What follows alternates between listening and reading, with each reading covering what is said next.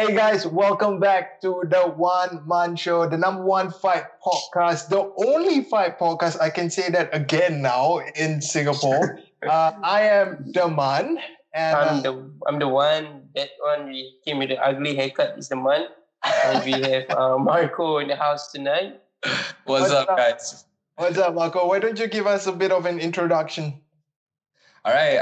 Hey guys, my name is Marco. I am the owner and also the head coach of Infinite Academy. And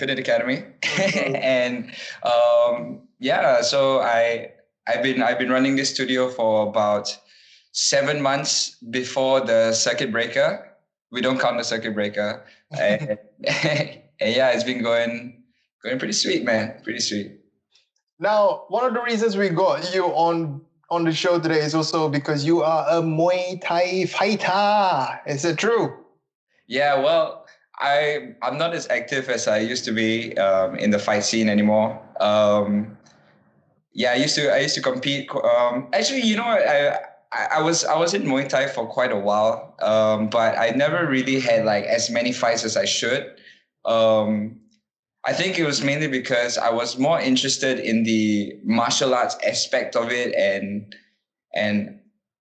all of that mumbo jumbo, and competition to me was fun when you're picked up and all that, but otherwise it was just something that I did like to as a practitioner, and then slowly moved on into starting to teach people and helping people get better with their style.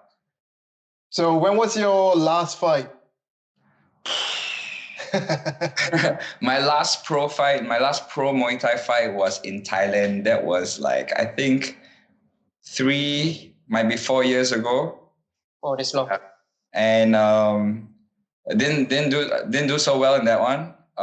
But yeah, I think after Thailand, I got back to Singapore, and then just was so busy in trying to build up my brand as an individual, and then slowly build up the gym, that I just kind of strayed away, and the fire and fighting wasn't so much there. It was more into building up a business and a boutique studio and whatnot. Yeah.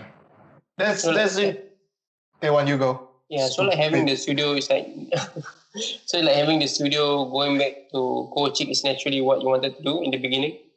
Well, I'll tell you guys a quick story. Yeah, so my first experience in Muay Thai was I was 15, and I got into this small little gym. It's called BXG. A shout out to BXG, by the way. It was my first Muay Thai gym and my favorite Muay Thai gym. And it's a very like, traditional style, I'll say like ghetto gym. And I loved it, and I was dead in the first session, and all I could remember was telling myself, I want this. I want to have my own studio. I want to have my own gym. And I think it was just always in the back of my mind that I wanted this. And when I got back from Thailand, I already had that plan that I wanted to really focus on that. And I did, yeah. So, I mean, it took you I think something quite interesting was that you said that you've always been more into the martial art aspect of things. Yes. So was Muay Thai your first martial art, and what was that? Take us through that journey, that martial art journey. Okay, so my father is a martial artist himself, karate background. Yeah. But I was always a sporty kid. My dad would always push me into sports, but one of the main things that he would push me into was martial arts. And so at the age of 5, he pushed me into Taekwondo first. I was there for about 1.5 to 2 years. I jumped through the ranks or the promotion belts quite fast because my father was a martial artist, so he would always drill me at home as well. And the underground money helps too.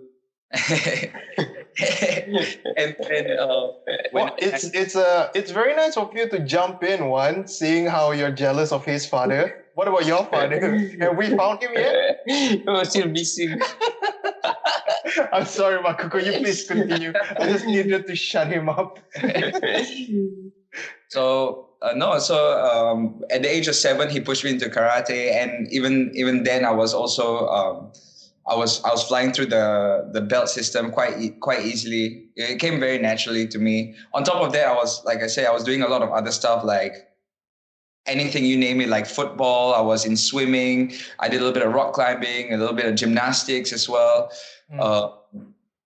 And yeah, so I think when I was 14, I got into a little bit of I got bullied in school, in secondary school. You know, Here comes the bully story. So I got bullied, and I wanted to fight back, and I knew I had the skill set for it. But the thing was, in this traditional disciplined martial arts, right, you didn't really have not much sparring, and if there was, it was very tippy tappy to get the points, and I wanted to be able to fight back. You know, I wanted to be able to stand on my own, and then I think that was at that point in time, I told myself, hey, I need to get some like fight experience, and I need something that's a bit more confrontational in terms of martial arts. So I actually wanted to go into boxing, but I thought I wanted to go into boxing because of Mike Tyson, and he was like, who, you don't want to fuck with Mike Tyson, right? Like everybody wants to fuck with Ridhwan though. But then I said, like, man, I had taekwondo background. I have my karate background. All my kids are gonna go to waste if all those years training, right? Like it's all gonna go to waste. So I found out about Muay Thai because there was this Contender Asia that came out, and I was just like, oh my god, this is perfect, because it's like boxing, but you get to go throw kicks, and then you got knees and elbows, and yeah. So that was how I got into Muay Thai. Sorry, did I get off track? No, I think you're on track. You lost one a bit, but it's fine. He's always like that. So tell us what I mean, when you moved on from your karate and the background that your dad had over to Muay Thai, what did your dad say about it? He didn't say much. I mean, obviously he was okay with it because it was a martial art nonetheless. So he was never against it. And my family was thankfully very supportive with all my martial arts journey. So all was good, man. All was good. So even when you started fighting, they were like, you should be fine. And my mom was like #1 fan. That's great.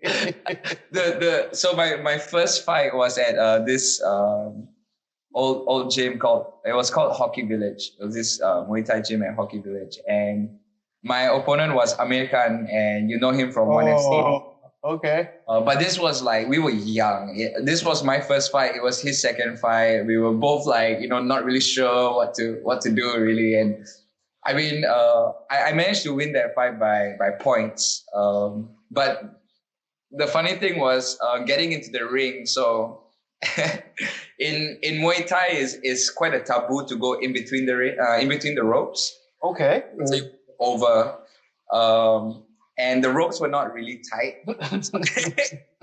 there were 4 ropes, and I stepped on the first one, the bottom one, tried to get my leg out the top, and my foot got caught. I just like started rolling. Wait, you rolled, but you didn't like fall flat on your face though. That's the important part. I rolled, and then I got up like a champ, like hey, and then back. And everyone obviously was just laughing their ass off, and then they started. I was like, okay, so I think that got me that was a good icebreaker to my first fight. Yeah, I mean, it's funny how you bring it up. Totally unrelated, but when I had my first international interview when I was still working for Fox Sports Asia, right?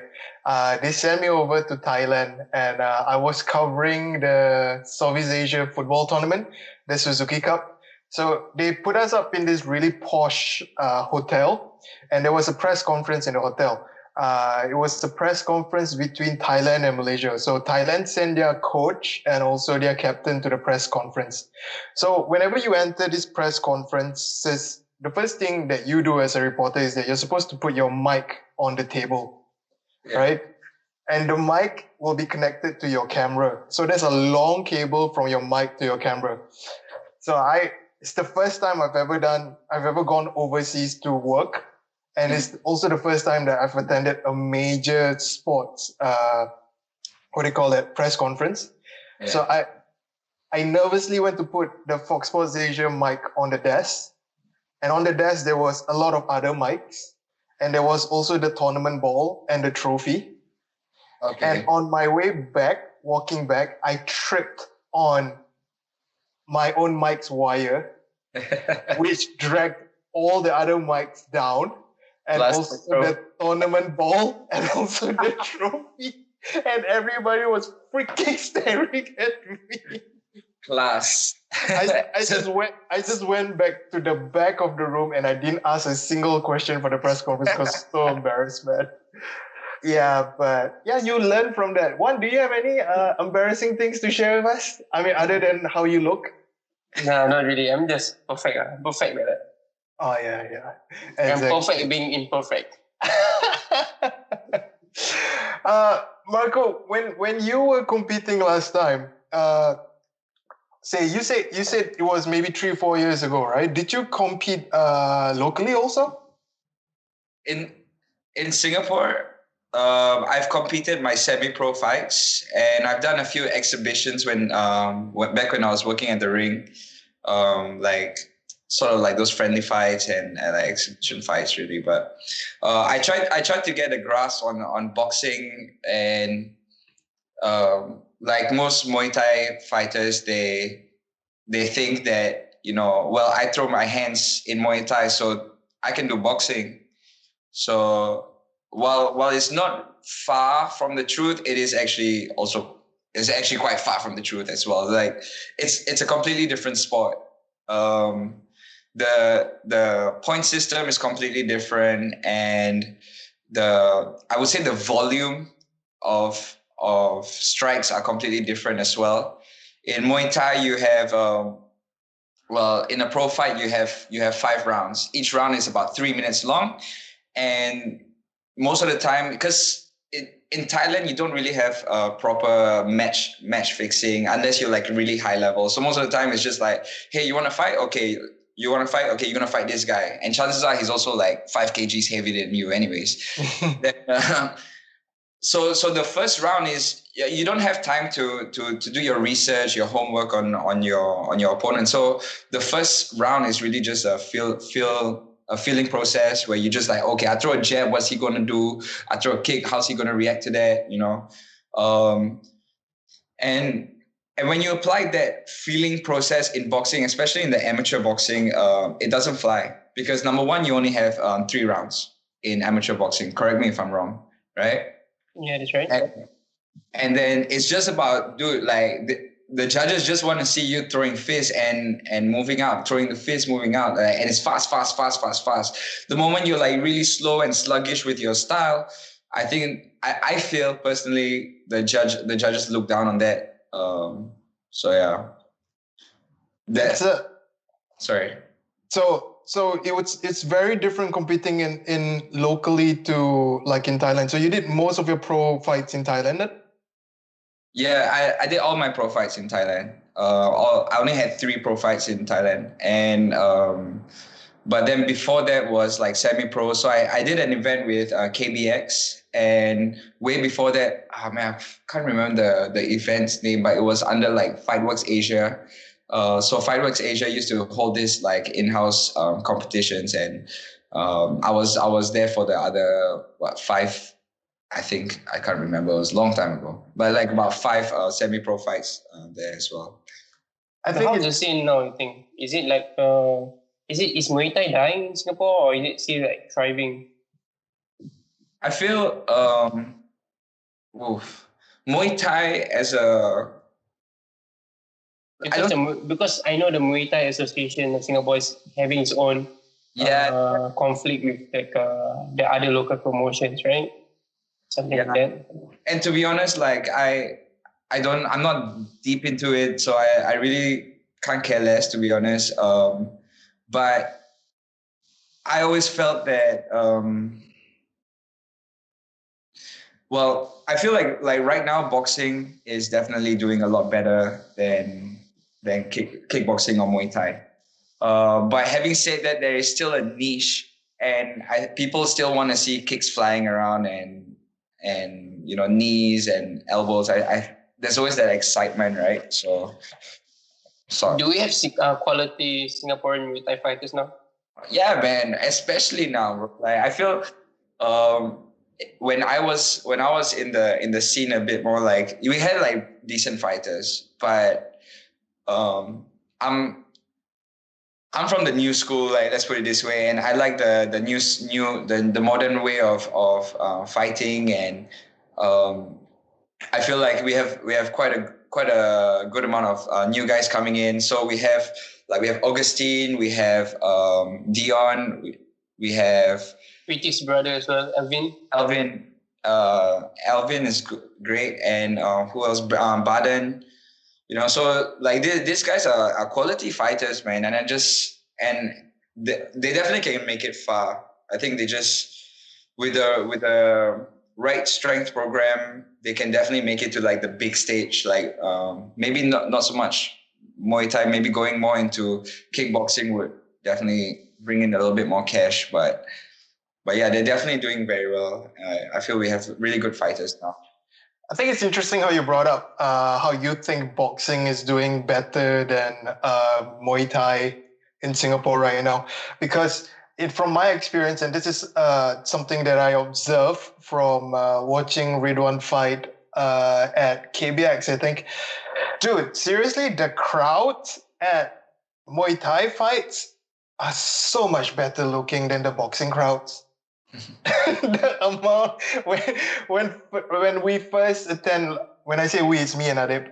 When we first attend Ridhwan fighting at KBX, I think there was a Muay Thai. There were Muay Thai fights before the boxing card, and when we first went into the KBX gym where the fight was held, we were like, "Wow, there's so many people that we've never seen before at a boxing card, and also what's going on with all these babes?" I mean, all the abings are fighting in Muay Thai. So abing come with Thailand. Tattoos and Yeah, so you come with the tattoo, man. Yeah, and I was like, wow. All the tattoos on the legs, you're enjoying all the denim shorts. I hope these guys would stay around to watch Ridhwan fight, but it's like the moment after the last Muay Thai fight, they all clear out, and it's like, oh, okay. I guess they're not Ridhwan fans after all, because most Ridhwan fans are kind of ugly like him. I'm kidding. I'm just kidding. I'm sorry, Ridhwan fans. You're my fan. You are ugly, so you are testament to what you said. Yeah, I'm the chairman of the We Love Ridhwan's Ugly Nose Club. and also I think other than the fact that the crowds were bigger and a lot better looking, the thing about Muay Thai fights is maybe we caught maybe 3 or 4 Muay Thai fights, but within that 3 or 4 Muay Thai fights, I saw so much more blood and violence than I did in like 2 or 3 years of watching boxing. So I was like kind of pumped on that. I was like, oh, there's so much blood. I kind of like this. Like, why can't Ridhwan fight like this? Like what? I mean, why can't he produce blood? Why can't he get bloody and stuff like that? But I don't know. I guess as a spectacle wise, in terms of fighting, it's just because I come from a background which uses my legs also more than my hands. I kind of tend to go more into. No, I was in Silat. Okay. Why am I embarrassed every time I say I should be proud? I was in Silat. You know what I mean? Silat, where you cannot punch or kick the face. Yes, because we kind of there's no blood in there at all. We kind of care about not having brain trauma like you're having right now. So we kind of like to preserve ourselves so that we don't have to move to somewhere near IMH like where you are right now. But do you miss fighting, Marco? Do I miss? Are you really enjoying the coaching life? And I love the coaching life. I really love it, but every now and then I get like flashes of like the fight training and what could have been, this kind of stuff. Well, what could have been, to be honest, like I always knew that this was the path that I wanted to take. So So I feel like I'm not missing out on, like, man, I could have been like a world champion and all this. Like, for me, that wasn't my personal goal. But I do miss the training with the team and all the hardships with the fight team and stuff like this. Like I do the being broke part. The being broke part. it plays a big part, man. I mean, you see professional fighters and once they start making it big, they start to slack, and like you need to still remember where you came from, especially once the money comes in. So being broke definitely helps. helps. But you know, when you start this Infinite Academy, right? I mean, do people walk in and say, I mean, a typical Singaporean wouldn't want to train Muay Thai with a Singaporean. Do you have like that kind of old? I find it a silly mindset, but I think a lot of people will think that, like, I want to learn Muay Thai, but not from a Singaporean. Yeah. So not so much with our studio, because first of all, we don't market it as a Muay Thai gym. We market it as a kickboxing boutique studio. Okay. Okay. Why don't you go define that? Because that sounds quite interesting. What's a kickboxing boutique studio? Okay. So first, let me explain kickboxing. Right. It sounds it's very straightforward, right? You kick and you box, you punch and you kick, right? But you have kickboxing all around the world. It's in, like, for example, in Japan, you have the traditional kickboxing was karate. That was the original one of the traditional ones, right? You have the same for taekwondo. In China, you have Santa. In Thailand, you have Muay Thai. In Myanmar, you have Lethwei. And in the Western world, they call it kickboxing. They just call it kickboxing. So that is what kickboxing is. And we are focused more on the fitness aspect of the training. So what happens is, because it's a 45-minute 45-minute workout, half the time you are working on the bags, where you're doing a bunch of sets that the coach will tell you what to do, and then the other half of the time you'll be on the floor where you'll utilize the body weight, you'll utilize TRXs, dumbbells as a workout. So we don't actually even have sparring. We don't have any like partner drills with each other, because the idea of it was to cater to people who didn't want to go back to work with a blue eye or bruised shin, or or like you say, with head trauma or something like that, or missing tooth. It's intimidating, right? And you don't, when you go to a studio like that, it's intimidating. So I noticed this when I was working at a few other fight gyms. I won't say any names, but I worked in a few other fight gyms, and I've seen a lot of people coming in for the first time, and because those fight gyms have a very intimidating factor. The trainer is like, harder and faster. And some people like that. Like I myself, I love that shit, right? I come from that kind of gym.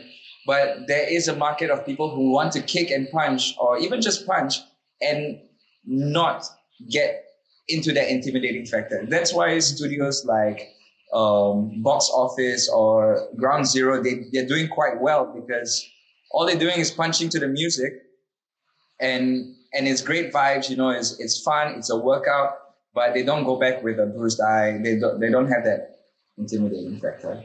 So that's what we provide in Infinite Studio, Infinite Academy, and yeah. So when people come in, they're not like worried that it's not a Thai trainer.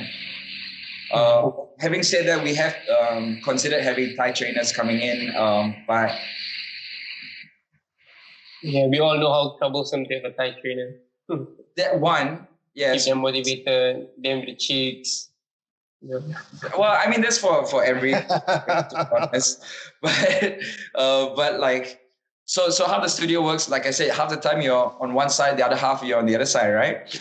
But you're utilizing both at the same time. So I have 6 people on this side, 6 people on that side. So communication with the coach to members is so important. You want to tell cues really quick. All right, guys, up next, we're going to go this. All right, get ready. 3, 2, 1, let's go. Okay, on the floor, you're going to go this. Ready? 3, 2, 1, let's go. Now you have 2 people going at the same time. Imagine having a Thai trainer whose English is just borderline. Communication becomes a barrier. Are you like the only coach there now?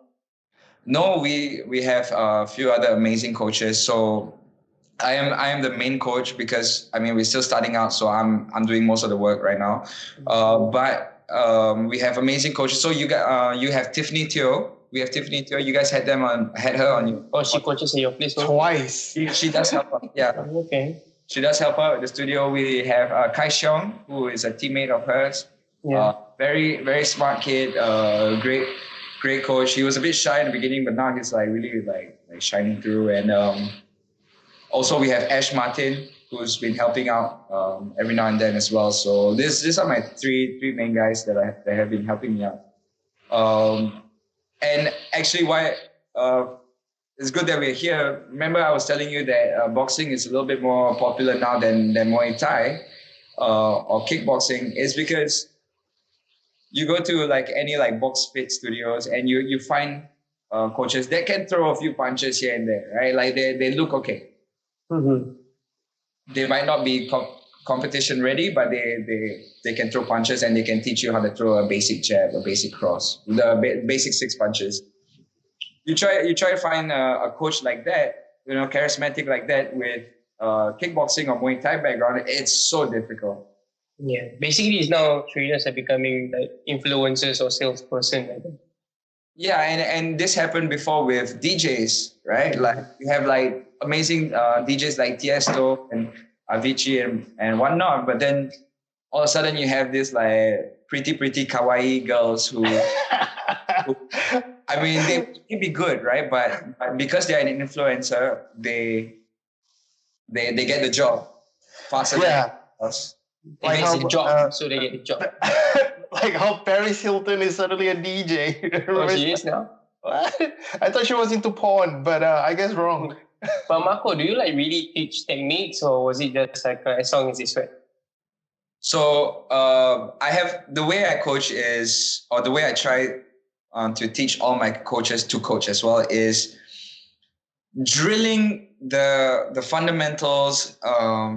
The way we were taught in the old school doesn't fly so much nowadays. So especially in a fitness studio. So what I do is I run through a proper technique. When they come in, if you're a first timer, you have to come in at least 10 minutes before. We'll do a quick after you sign all the waivers and everything. We'll do a quick run through of what to expect. So I'll teach them how to stand. I'll teach them how to throw the punches. We don't throw much uppercuts, so I usually go for the 1, 2, 3, 4s, and then I teach them the knees and the kicks in a way that they can do it safely. And then once they get past that stage where they have their muscle memory and cognitive motion with the safety movements, I will always go up to every single one of them and then slowly just tweak up their technique and say, hey, why don't you try and kick and add a little bit of this or add a little bit of twist hips, and slowly they get better and better and better. Versus, all right, this next 30 minutes, I'm just going to drill you on how to do a jab, which will definitely be beneficial. But at the same time, I feel personally when a first timer comes in and that's their first experience, they're like, I don't know if I want to come back again, unless they really want to work. I guess it caters to different markets, what you really want to teach. Because I know some old school guys really are against this kind of fitness stuff. But some are pretty okay teaching it. So it brings in money. I think every target audience has its benefits. There's business to be done for people who wants to take it seriously and really want to go out there and fight or really learn how you can be a fighter from Muay Thai and stuff like that. Where else it's like what Marco pointed out, there is a section of people who just wants to let out some aggression, but also not get hurt at the same time, so that they can go back to work or go back home and stuff like that, and really Yeah, but I guess some people just want to do it for fitness, which is fine. But at the same time, they do want to learn the proper technique. Exactly. But there are also a few people, or a lot of people, who don't mind punching like zombies, fighting for the last toilet paper at NTC, and they're fine with it. So it matters, you know. It really depends. My concept is, or my theory is this: you go search on anything on YouTube, anything. How to turn a shoe into a lamp, for example. Well, I'm gonna have to Google that after this. And you will probably find something on YouTube, right? And what comes with that is a whole bunch of following, a whole bunch of likes, and so my theory is that for every one person that likes something, or for every one concept, there is at least going to be 40 people. And with that 40 people comes 2 or 3 of their friends that might be interested in that as well. And that's how you expand. So no matter what you do, I mean, I've seen horrible coaches, like shit technique. Not just in boxing or kickboxing, but also in the way they teach their squat and all this. But because they're so influential. And good salespeople. Sorry? Yeah, good salespeople. Yeah, and they're very influential, and they have the proper connection with the right people, or their target at least. They have a following, and most of these people have a bigger following than even Ridhwan. You know, like on Instagram, for example. And you want to name names? Sorry? You want to name names? Yeah, there's a lot. There's plenty. You don't have to name names. There's a lot. You want to get a bit spicy and name names?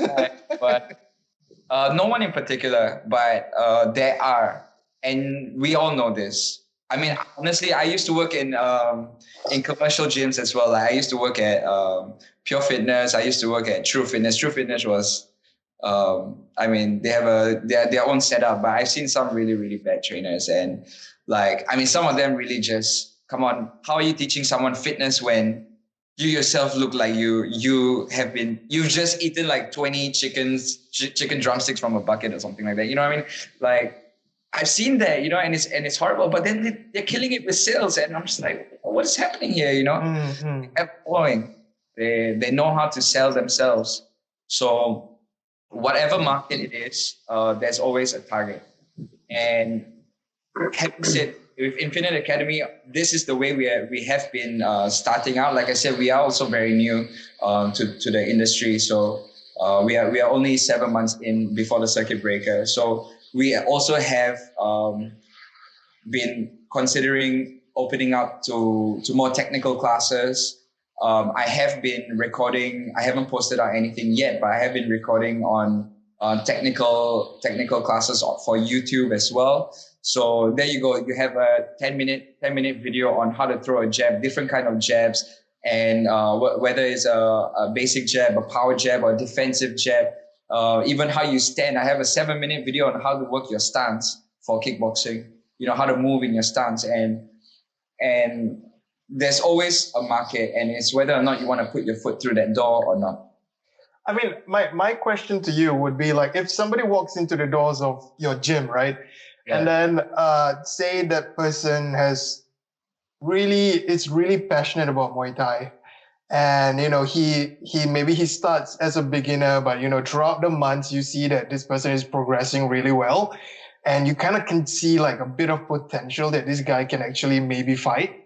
Yeah. Well, I mean, would you tell that person that, hey, you know, maybe you want to consider like another gym to like really go and fight? Or would you like try to like, okay, maybe I might lose a customer here, so let's just keep him? I try my best not to be stingy like that in a sense. I feel the beautiful thing about these small studios, the small gyms, is that as much as we are somewhat competitors, we actually have to kind of help each other out. And the best thing would be if we were like all together in under one umbrella. There were guys who telling me like, hey, you know, I want to work more on my boxing, and I have actually directed a few guys to Ridhwan as well. I said, hey man, if venue is convenient for you, there's a space just opposite, and they're focused more on the techniques. It's run by Singapore's #1 pro boxer, and Fool, look at him. Not you. You're already on the show, bro. You don't have to suck up anymore. No, but so I have, and I've directed people to vendor before they shut down. I've directed people to the ring because they wanted to work more with kids, and I knew that because I used to work at the ring, so I know they have a kids program. So I've also pushed them to the ring as well. So when they want to work something that we can't provide, like let's share that pie, right? Like, guys, come on, Having said that, it is still a business, so we are also looking into getting into more technical stuff. But I think the space that we have right now doesn't really permit it so much. The way the studio is set up as well. So right now you don't really have fighters, or are you really training some fighters? No, we're not training any fighters right now.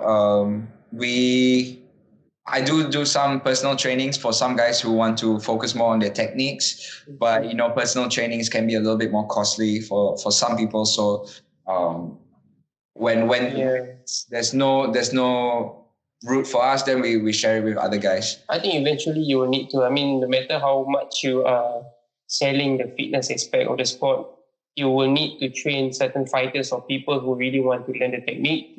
I mean, as a trainer, it keeps you hungry, makes you want to learn more, and also that pushes you to be better.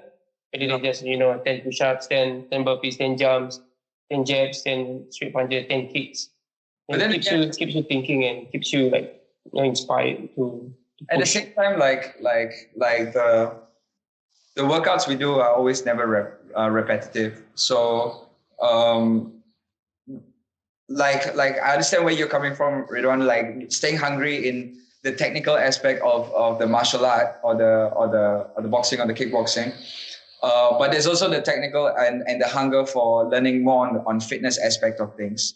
So, for example, if you had a professional strength and conditioning coach specific for MMA or for kickboxing, right? They have a whole bunch of literature of workouts and reasoning behind the workouts.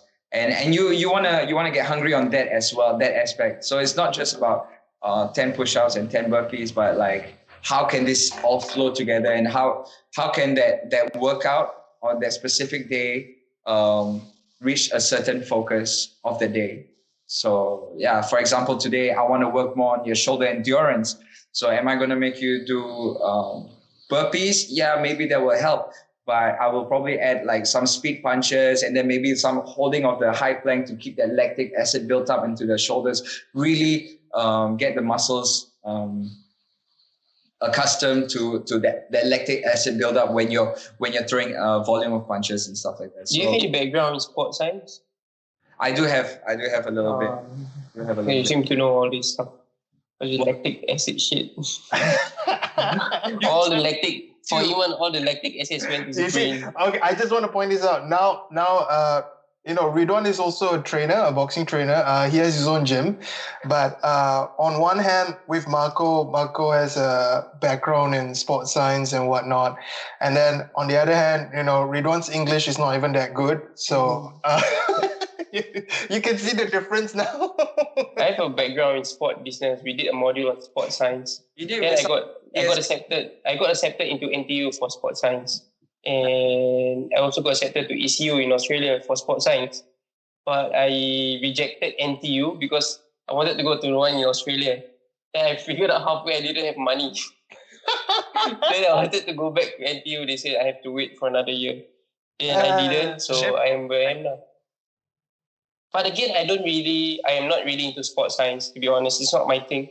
To me, to have that degree, or I don't know, whatever it is that you have, seems like you are like a overpaid professional trainer. Well, yes. Yeah, because everyone in the commercial gyms can train and can earn a lot of money without the degree or whatever. That is the broken system that we have. Yeah, and we don't have a lot of professional teams in Singapore that require sports specialists. It's not like we're in Australia where even the kids rugby team need like a sports specialist. But so wait, my question to you is then, you're saying that there's not much professional teams in Singapore, and that's one of the reasons why you're not so crazy about the idea of pursuing the studies and paying a whole bunch of money on that. But then, are you only looking to reside in Singapore and that's it, or are you planning to expand outside of that? What, for me to expand the business? Yeah, for example. I mean, for the business, to be honest, we got offers to open in some other places. No, not Malaysia. Some other places. But I don't know really, because I think, to be honest, the fitness industry is changing a lot. And I don't think the traditional way of doing business like boxing, kickboxing, Muay Thai is going to live for very, very long, I think. So I think the fitness aspect is going to take much traction. And the competitive aspect of the sport is going to drop. The quality of fighters we have is going to drop because the quality of coaching is dropping anyway. Nobody wants to learn real boxing. Nobody wants to learn real Muay Thai. Nobody wants to learn real kickboxing. And I don't know what is killing this. Maybe just Singaporeans being Singaporeans. I don't know. Well, let's put it this way. Half the time you're on the phone where you're on. If you're on safari, hey. I'm looking at Iman. This question is not for me. Don't look at me. And by the way, isn't where you live, doesn't Pornhub get blocked over there? Huh? If I'm on Google? No, so like, for example, you're on the phone, half the time you're on on Instagram or Facebook, right? And now most people are, because they're so engrossed in that, they also want to be part of one of the fancy guys with a lot of likes. Mm-hmm. Right? Most of the time, this when they are more fitness related, right? They are in those fancy studios, the one with the nice lights, the fancy everything, the fancy hair dryer, the fancy face mask, everything. The fancy toilet bowl that sprays water in your butt. Hey, I wouldn't mind. Me too. But you see, so that's why people are interested in fitness. They always have been, and now it's because fitness is now a normal thing. Now you want to go into the artisan aspect of fitness. So now it's not just about being fit and having the six-pack abs. Now it's about where you're getting fit and getting the six-pack abs. Is it Instagram worthy? This is what I see in the fancy gyms around Singapore. Even though the training might be so, just because they have awesome lighting and nice music, nice sound system, dude, they're killing it, man.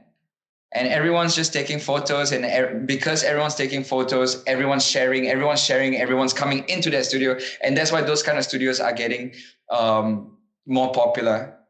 Having said that, there is still a niche and there is still a target, and it will never die out. Boxing and kickboxing, I feel martial arts will never die out because people always want to learn how to protect themselves. People always want to actually learn to be a little bit more confident with themselves when they walk outside. I think the thing that people just want to do it for the gram now. Yeah, I think you see that's the thing, right? There's a trend, and then there's this niche. And people who are into this niche are the more passionate people. Trends will die off, right? Trends will die off. Next thing you know, maybe spin classes will be back in fashion because they have like vibrating spin bikes now, and people like vibrating spin bikes, and they go to spin classes, and they do it for the gram, taking videos of themselves vibrating on bikes. I mean, that would kind of be nice to watch for some of the influencers that I follow, but then again, that will eventually die. But those people, like you say, Marco, people who wants to defend themselves, people who are actually passionate about, just in general, passionate about what they are into. I think that's where, and that's when this kind of gyms, gyms who are into the niche should not like give up, because there will still be people who will always return to them. Like I find myself returning to Legends once in a while, to eat while people box, so that I can just make them jealous. So you and Glenn, right? You and Glenn. You guys must be like pakat together. No. I think Glenn is a whole nother level, because Glenn is like a coaching and everything now. So I can't say that I'm like him. Oh, wow. I didn't see that one coming, but okay. Yeah, I mean, my question to the both of you is like, you guys are kind of unique because, again, we're in Singapore, right? Where things like fight sports, most people don't give a shit about, and most people don't give 2 cents about. That's the honest truth here, right? Everybody wants their kids to be educated. Everybody wants their kid to have a good job and to afford aircon in their houses when they eventually get their own houses, right? One. And so, as business owners, what do you guys? What's the biggest challenge that you guys have faced so far? Going with this stigma of people in Singapore who don't really are not really into fight sports.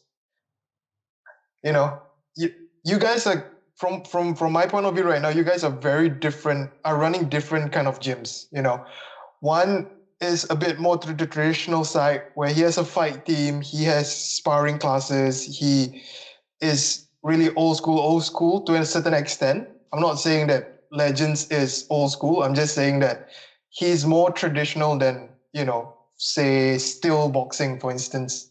But at the same time, for you, Marco, your gym is kind of on the new school kind of things. So I want to know, what are the differences in challenges that you guys face? So maybe Marco, you can go first. Okay. So I'm saying this because I came from two backgrounds, right? I started with the traditional style, and then I've moved over to the style that I'm in now, a bit more modern, quote unquote. Right. So the biggest challenge I see is with the traditional gyms, the loyalty, the shelf life of a member is a lot longer. I think everyone can agree on that. The shelf life, from the first time I've been to my first Muay Thai gym, and if I go back now, I still see the same faces. And we're talking about about 15 years. So imagine 15 years shelf life for one gym. That's insane. For this kind of trendy studios or something that's a little bit more modern, the shelf life drops.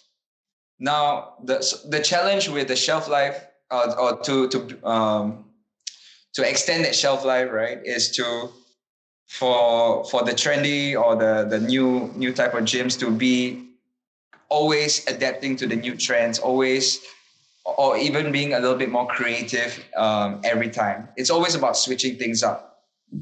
When you go back to the traditional gyms, most of the warm-ups are still the same, right? You start with 3-minute skipping, right? For example, I mean, of course, not all the time, but this is what you see across the globe in traditional gyms. And even with that same type of structure, you still have guys coming in for the next 15 years. So that is to me a plus side for the more traditional gyms. For me, that's a downside because shelf life is a lot lower. So I think that's one of the main issues. And I think another issue is, and this is maybe it's just me personally, I don't know if anyone else feels this way, but like I said, I came from the old school, and of course I want a fight team. Of course, I want to send people out and hey, let's even if we just get the foot through the door, one guy fight, friendly fight Fridays at the ring, something like that. I want that, but I think right now the focus of the studio is the program that we have right now, and maybe when we get to expand the studio, maybe go into a bigger space, or maybe have 2 studios in one, then we can have something that's a little bit more specific to the traditional type training. Yeah. What about you, Wan? What are the biggest challenges that you as an owner face? I think the challenge is basically to stay relevant. And in this age of social media, everything keeps changing all the time. It depends on what people like, what people love to see, what people love to post online. And like I said, it's all about staying relevant. To be honest, whatever that we are doing is like suitable for whoever. I mean, nobody gets into legends and get beat up in the face. But you do get fit. But at the same time, you learn the proper ways of throwing your punches, there's certain drills, certain techniques. Not everybody gets hit in the face. And we have CEOs, business owners, brain surgeons, government people in legends. So, but at the same time, I guess it's the image and the interest from the people. So I don't understand why people get intimidated when they go into a fight gym. Doesn't mean that you go into a fight gym, you need to fight the boss to go to another level, which is not true. I mean, across all fight gyms, if you don't want to fight, if you don't want to spar, nobody's going to put a gun on your head and you need to fight. But, it is what it is. I think it comes down to facilities, to It does. your location, and of course, a few nice things for people to take photo and then they can post online, make them proud. But at the end of the day, I always believe people want to get fit and at the same time learn a skill. That's why they can, learn self-defense. I mean, you can't just throw 100 punches in the dark with some disco lights and you want to protect yourself on the streets, right? So that's why the shelf life is different. But at the same time, you have, I'm not saying you, Marco, but there are some posers, some gyms coming up, like they know it's fine to do fitness, it's fine, no problem. I respect that, it's okay. But you don't come into my lane and pretend that you know what the shit that you're teaching, the shit that you're trying to show people that you do. Yeah. Because you don't know shit about boxing. Oh shit! No, but that's completely true, man. And that's why even the coaches that I've been hiring, they are fighters. Yeah, right? Which is good. It gives them a source of income. Gives them a opportunity to still fight. At the same time, they can teach at the same time. We like, because we have a, like for Infinite Academy, or at least I have a vision that we want to be sort of like Starbucks, but not in like a too commercial way, but in a sense that if you go to Starbucks in Japan and you go to Starbucks in the States, you order an Americano, it's going to be the same Americano, right? So the coaches go through an orientation program before they actually start teaching. And I know they know how to teach how to throw a jab. I know they know how to teach a kick and whatnot, but it needs to be taught the same way. Yeah. And that creates a brand. The reason why this is so important for Infinite Academy is because we're also trying to not just sell the workout. The workout is only a percentage of the gym. When people come in, or immediately before they even speak to the front desk, they already have started their experience, right?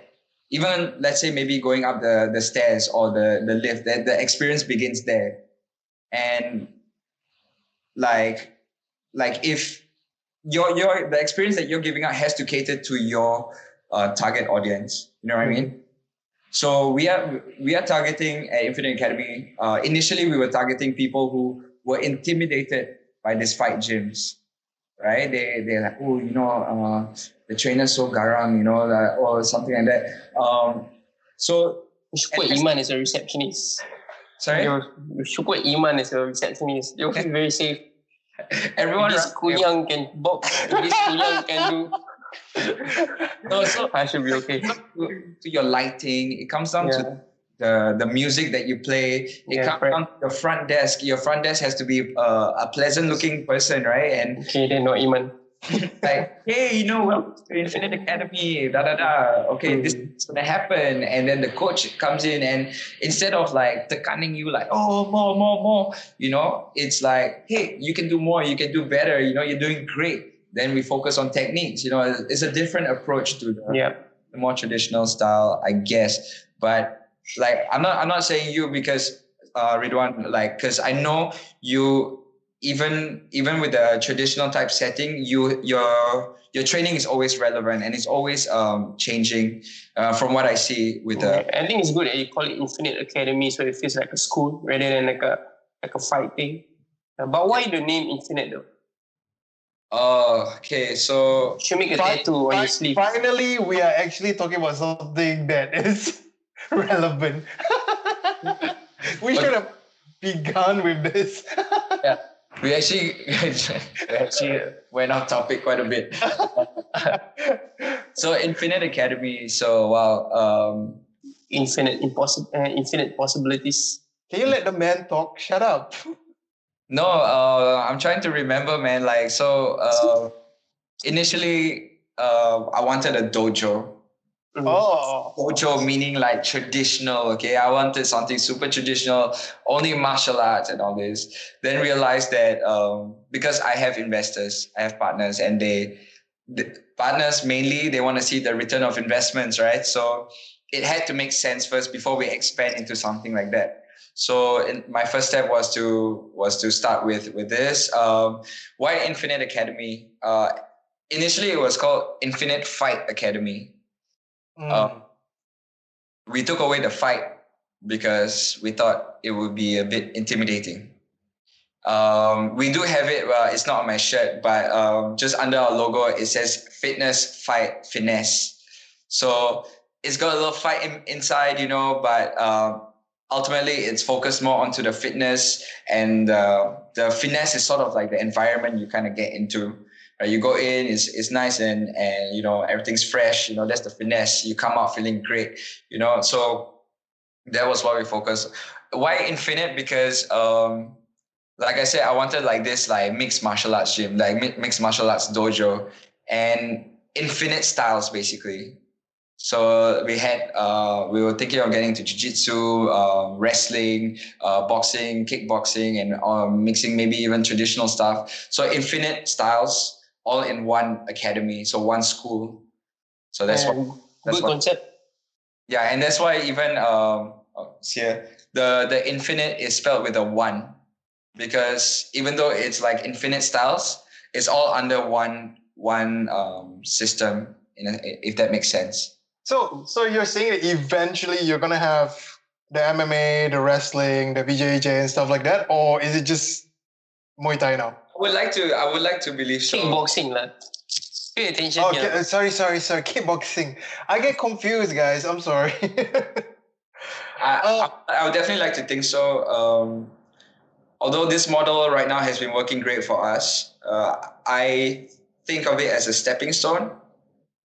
Because like I said, initially I didn't want to start this kind of studio, this kind of gym. I wanted something that I began with, So, but I think we will always have this sort of a program, the fitness program that we have right now.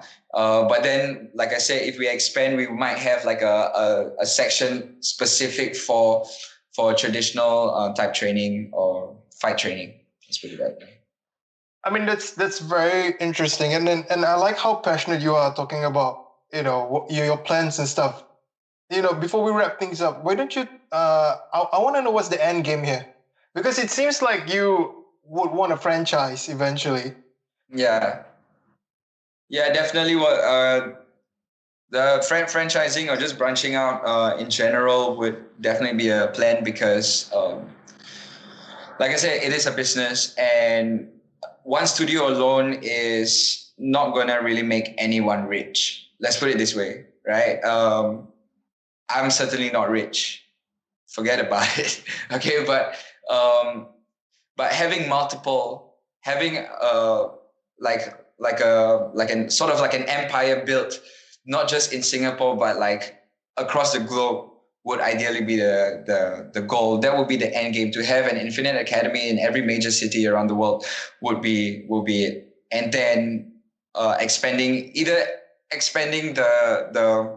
the fighters program within those studios, or fingers crossed, it gets so popular, it gets so good that we sell the entire name of Infinite Academy, and then I can just live off the riches and just have my own small little fight gym, and then I'll be happy, like in somewhere in Bali or something like that. That's the idea. That's the dream, isn't it? Yeah. Now, before, I mean, you've been a fighter before, but it seems like you're more passionate about coaching and your business and stuff like that right now.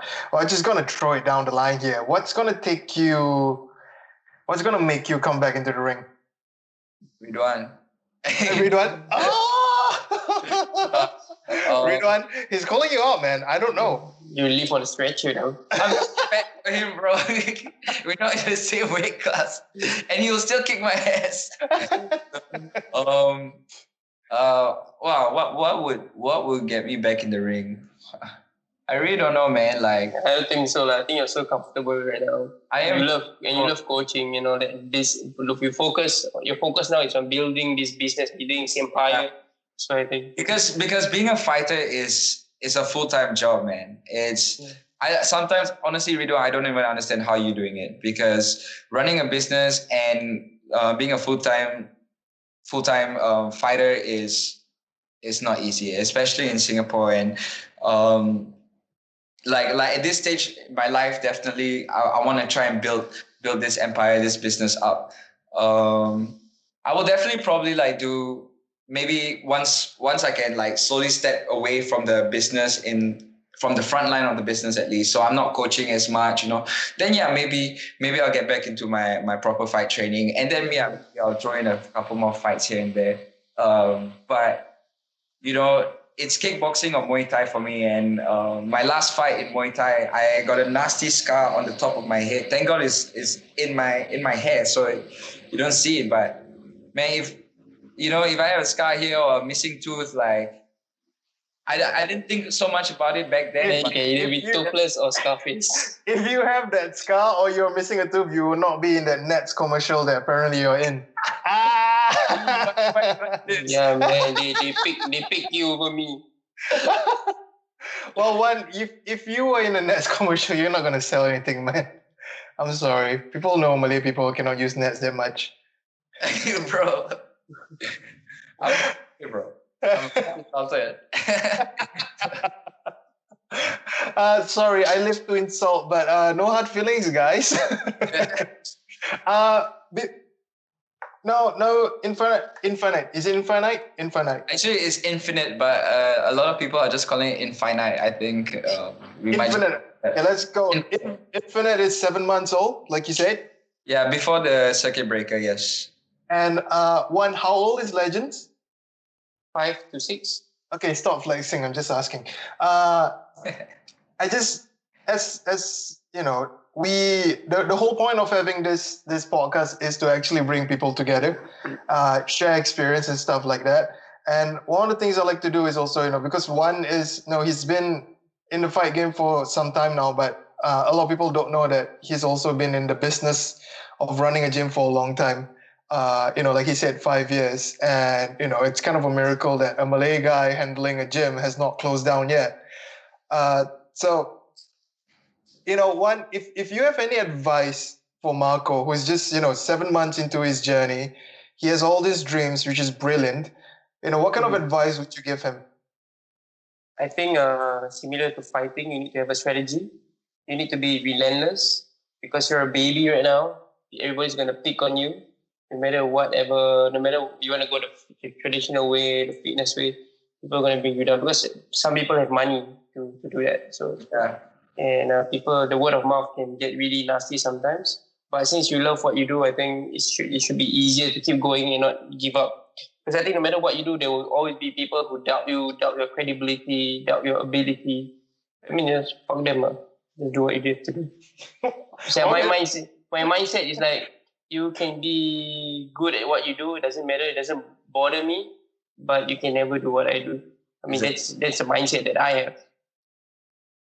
That's nice. That went quite aggressive one. Have you not eaten your breakfast or something? No, it is what it is, man.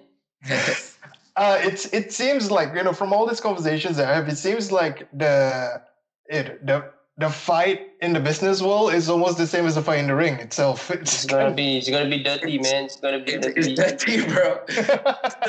The beautiful thing about fighting in the ring is most of the time it is two guys who train their asses off, and then they are putting it all out on the ring. And there's nothing else on top of that unless, they put the glove a certain way so they're punching. Yeah, in the business world, if you see a snake and your rival, you should kill the rival, not the snake. Yeah, that's what happened to Wan. He rode the snake until the snake went out of Singapore and still owing him money. So like with the business world, I feel like people get very nasty, and it sucks to see when a small gym is nasty with another small gym. It's one thing that a big commercial gym is nasty with a small gym. Fair enough, because money talks, right? But then some of the small gyms have the strong backing behind them, the strong financial backing, and then like Ridhwan says, money talks, and all they need to do is just put up a nice big advert with some subliminal diss to you, and then people are going to be like, Infinite Academy is, I want to go to this gym instead, So yeah, but thank God actually for COVID-19. In a way, I mean, this circuit breaker thing is like a great leveler. I mean, no matter how much money you have, no matter how much outlets or franchises you have, we are all the same now, bitches. So now exactly. So We're now all the same now. And people are starting to explore outside studios. Like for us, we are doing virtual classes. We are also in ClassPass, so you can also book your virtual classes in ClassPass. So now because it's COVID, the credits are super cheap. Our membership is super cheap, and people are coming from other gyms, and they're like, "Oh shit! Like this pretty dope, right?" Because, I've seen some, especially when it was boxing related or kickboxing related virtual classes, and half the time I'm about to throw up. To be honest, there's no technique, so there's nothing to gain from it if there's no technique, and then the fitness is just shit. Like for example, Ridhwan, when you're teaching someone to throw a jab, all right, you in your fight stance, when you throw a jab, you keep one hand covering yourself, right? You protect yourself. I see some of these guys here, throw your jab, and the hand is here, and it's the same thing when they throw or when they do a squat, and the squat is really shit, and there's no proper cues, there's no proper explanation, and it sickens me, man. So I feel like for example, Ridhwan, he's doing the IG post right now, right? With the techniques and everything. That's fucking amazing. Like people are gonna want to watch this stuff. Just purely because people will realize that this guy knows what the fuck he's talking about. I think the point we don't make on how this is a leveler is actually kind of true, because people right now who stay at home, they kind of like get a lot more choices because everyone's going online, right? Everyone's going virtual right now because of the lockdowns and whatever not. So it's actually kind of cool to actually see so many gyms putting things out there and stuff like that. And at the end of the day, it's just cool to see that we have that much fight gyms in Singapore, or like martial arts gym in a way to say it. So, I mean, I hope to a certain extent this will eventually lead to more people joining and taking up martial arts, be it boxing or kickboxing or whatever it is out there, Marco, I just wanna thank you for coming on the show. As we wrap things up right now, look, I kind of, when Wan first told me that we were going to get you on the show, he said that this guy used to be a Muay Thai kickboxer, but now he's a coach. But Ridhwan said that, but I don't know whether he's still going to fight or stuff like that. But it seems like it's clear now that your heart and soul is kind of in coaching and also to build up this business. And that's not a bad thing, because looking at the passion that you have for this, right now, I think, we don't see that kind of passion in a lot of businesses or a lot of coaches. You're doing a lot of the right stuff in my point of view, because, if you're telling me that I'm going to a gym, or you want me to go to a gym where I'm going to get to be coached by fighters, people like Tiffany Teo, and then it's not going to be intimidating. I'm not going to get punched in the face or accidentally punched in the face and stuff like that, which is, for me, myself, personally, the worst thing about going to a martial art gym, right? We don't take note, is partner drills. Because usually when I go alone, right? I don't bring a friend and stuff like that. So I get intimidated when it's partner drills, because I don't know the person who I'm doing the partner drills with, and I don't know whether he's going to sock me in the face or not. And I don't know whether if I'm going to sock him in the face and it's going to be hard or not. So it might eventually turn out into a fight. You know what I mean? Just partner drills might turn into a fight. So I'm kind of curious, and I think it's kind of cool what you're doing with Infinite or Infinite, however you want to call it. I think it's one infinite. Is it one infinite? Is it infinite? I have a share in the company now because it's number one. Oh, fuck off! You want to share in everyone, but one wants to be inside everyone, but yeah, that's just how gross he is. So look, 7 months. It seems like you still got a long way to go, but I think you're on the right track, dude. Keep up the passion, and keep on sending people who really want to go boxing to Wan, because I need a he cash. needs the help. Yeah, Marco, anytime you need a home, a boxing home, you know where to go. We're neighbors, man. So Yeah. No, that's definitely what we've been doing. And as for whether I'm gonna fight or not, like Ridhwan says, the business, running a business is like a fight. You have to be relentless. You have to put your heart and soul into it. And I think right now that is my main focus. I've never been one to multitask anyways. So right now my mind is set on this. And like I said, if I am actually taken away from the front line of the business, where I'm not coaching as much, and I'm just working more on the strategic point of the business, then definitely I'll get back into my training, because I miss it, man. I miss the training for sure. And once you hit a certain level and you just like, you know what, let's get some fights in, But until then, the main goal is the business. Yeah. Well, we will maybe before we go, just let the people know where to look for you or look for your business on social media and stuff like that. All right. Yeah, we are. So Infinite Academy is located down at Circular Road. That's just behind Boat Key for those of you who drink a lot. And so it's at Circular Road, 17B Circular Road. We're on the 3rd floor. It's a nice small little boutique space that you have small group classes, which will range from 8 to 12 people maximum. Per class. Is a 45-minute kickboxing HIIT workout. And every Sunday we have box HIIT as well. Brilliant. And how can they find you if they are interested in you, Mr. Nats? Aha. Well, I am also Mr. Wan Man Show with. So no, you guys can check me out at my or find me on my Instagram at Marc MARC _Hendrix HENDRIX.1FA. All right. If you want to follow my gym, you can follow me follow the gym at oneInfinite.academy. Right. Brilliant. Any messages you want to give out to your gym members or followers out there, with all this like hard times people are going through with the lockdown and everything? Well, first of all, everyone, please stay safe. Wash your hands and try not to touch your face. Touch everything, touch my face, and and just stay active, man. I think especially right now,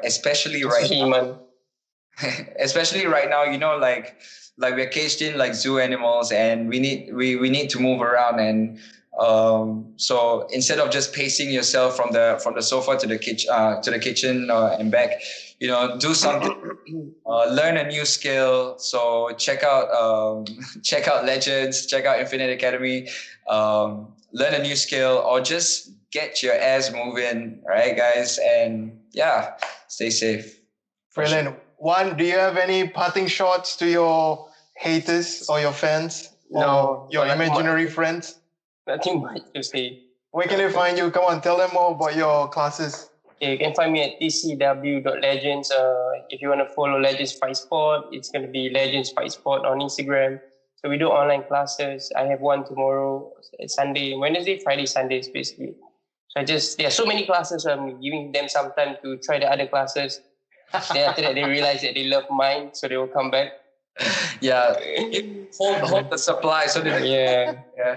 Okay, fair enough. All right, and it's free anyway. So from me and the rest of the One Man Show, again, as usual, we want to thank everybody who's in the front lines, keeping us safe. Thank you guys. We salute you guys.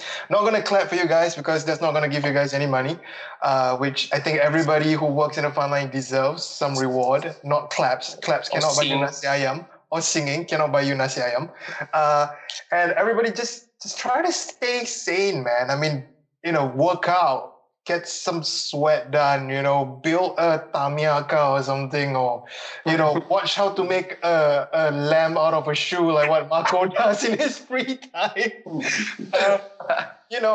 Just try something new. This lockdown is, to me, it's not just a leveler, but it's also an opportunity to actually learn things. And because you guys have so much more time, especially those who are staying at home and not working.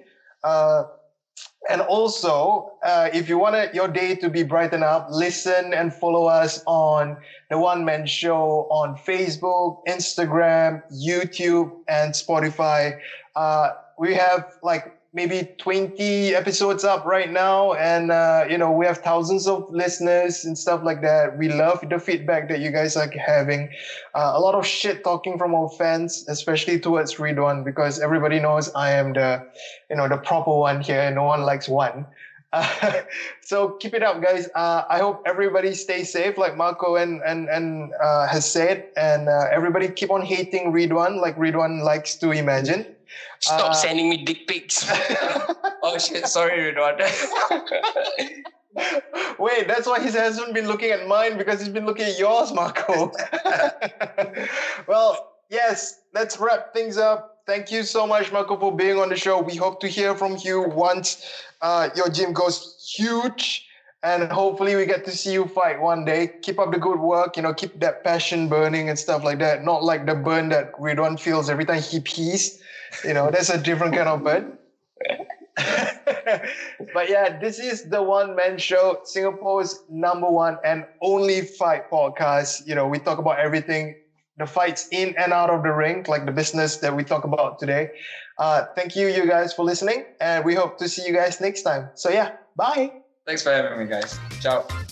If you have that scar or you're missing a tooth, you will not be in that Nets commercial that apparently you're in.